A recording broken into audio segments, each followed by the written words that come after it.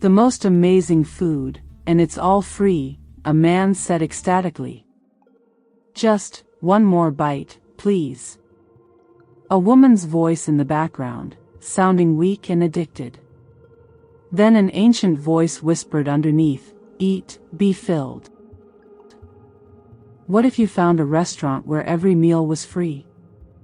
Where the most delicious food you've ever tasted cost you nothing but a moment of your time? Would you feast? Would you tell your friends? Or would you wonder? What kind of establishment never needs to charge? And what exactly is on the menu, if not your money?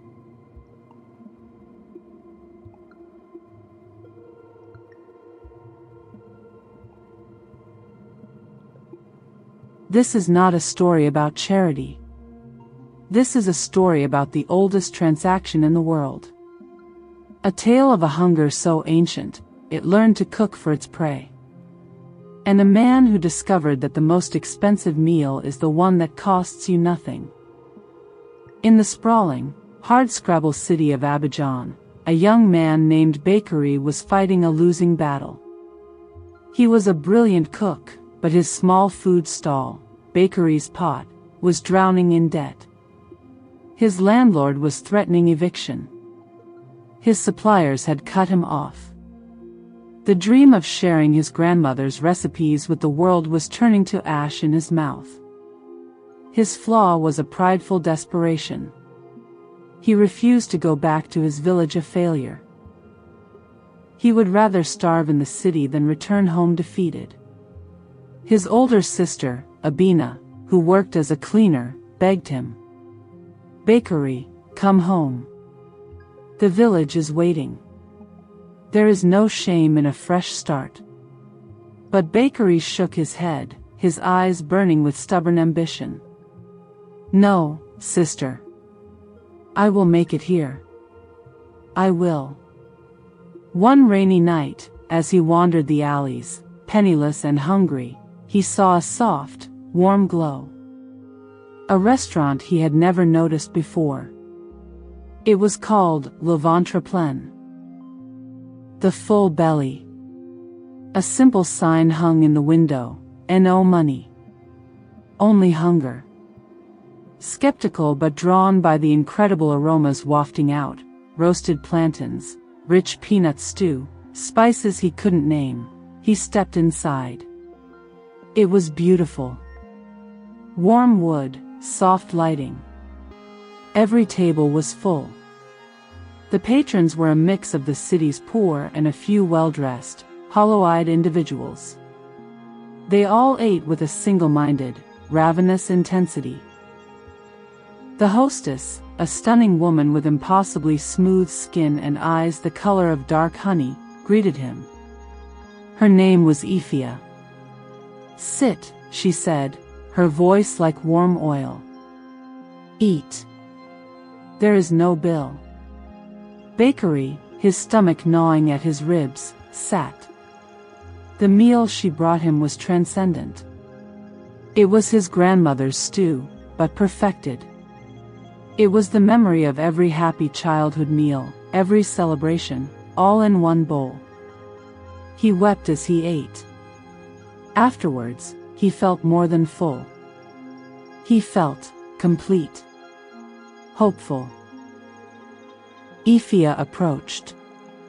You are a cook, she stated, as if she could smell it on him. You have the gift. But you lack the ingredients. Work for me. Be my head chef. You will never want for anything again. Bakari, intoxicated by the food and the promise, didn't ask questions. He saw his salvation. Yes, he said. I accept. Bakari started the next day. The kitchen was a marvel. The pantry was always stocked with the freshest, most vibrant produce and the most succulent meats he had ever seen. But he never saw a delivery truck. Ifia would simply whisper to the larder, and it would be full. He cooked. And the restaurant became an overnight sensation. The initial, miraculous benefit, the rhythm of joy. The poor ate for free and left with renewed strength, finding jobs, mending relationships. The wealthy became regulars, claiming the food cured their anxieties, smoothed their wrinkles, made them feel young. Bakari was a hero. He was finally the celebrated chef he had wanted to be. But the consequences began to creep in. He noticed that the regulars never seemed to leave. They would linger for hours, ordering plate after plate, their eyes glazing over with a drugged contentment. They started to look similar. Their features began to soften, to blend, all taking on a hint of Iphia's honey-eyed beauty. Then, a regular, a once brilliant, now broke musician named Yao, stopped coming. When Bakari asked after him, Iphia smiled. He was fully satisfied. He moved on. A chill went down Bakari's spine. Moved on where? Iphia's smile didn't falter. To the source. The horror became undeniable in the kitchen. Bakari was preparing a spicy goat stew. Iphia handed him a special spice from a small, black clay jar. A secret ingredient, she purred. As he sprinkled it in, he could have sworn he heard a faint, human sigh of relief emanate from the pot. That night, he spied on Iphia in the walk-in pantry. It was not a pantry. It was a gateway. It opened onto a vast, dark, pulsating cavern.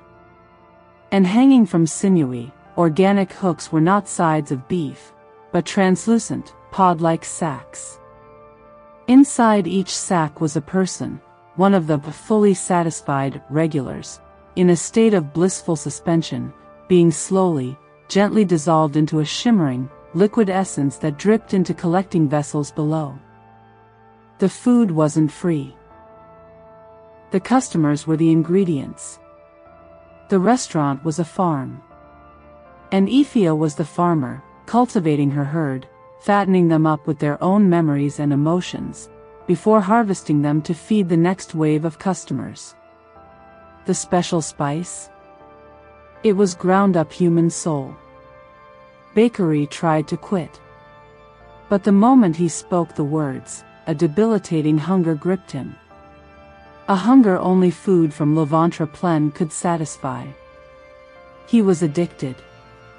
He was part of the cycle. He ran to his sister, Abina, who was horrified.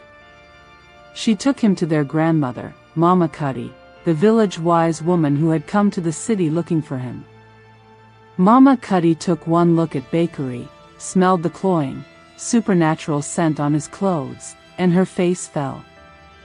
"You have been feeding the Abidjan Ma," she whispered. "An ancient hunger that settled here when the city was born. It does not eat food. It eats eaters. It consumes their stories, their memories, their passions. You are not a chef, Bakari. You are a butcher of souls. The only way to break its hold," she said, "is to offer it a taste of something it cannot digest. A flavor so pure, so selfless, it will poison its feast." Bakari knew what he had to do. He returned to the restaurant for one final service. He went into the kitchen and began to cook. But he didn't use Iphia's ingredients. He used the last of his own. Some old yams, a few scraggly herbs, a tough piece of chicken he bought with his sister's last coins. He cooked his grandmother's original, imperfect recipe. The one made with love, not with souls. He poured every memory of his family, every regret for his pride, every ounce of his true, unmanipulated love for his craft into the pot. He served it to Iphia. She took a bite. And her beautiful face contorted in disgust. "What is this, poverty?" she spat. This sentiment? It's the truth, Bakari said, standing tall. And you can't stomach it, can you?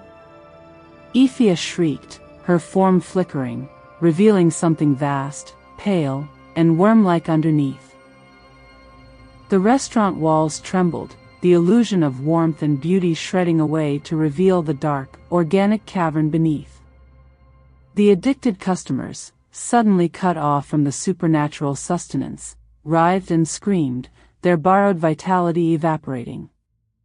Bakari, Abina, and Mama Cuddy ran as the entity that was Ifia, and the restaurant collapsed in on itself, its food chain broken, its endless hunger finally turning inward on itself with a deafening, consuming roar.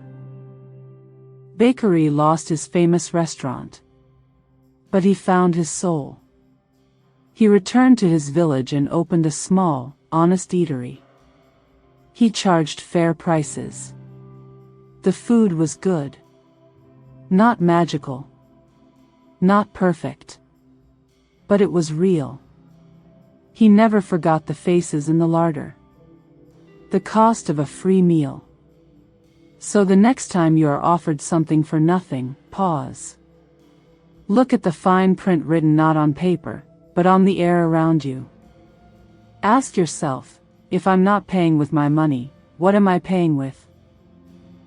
And is the chef in the kitchen, or is he on the menu? What do you think? Was Bakari a victim who became a villain before redeeming himself, or was he a fool who learned too late? Let me know in the comments below. His story is a dark lesson for a world of instant gratification, that there is no such thing as a free lunch, only a hidden debt, and the most dangerous hunger is the one that offers to feed you. Don't forget to subscribe to Safari of Tales and hit the bell icon so you never miss another journey into the heart of moral darkness. Until next time, bon appetit!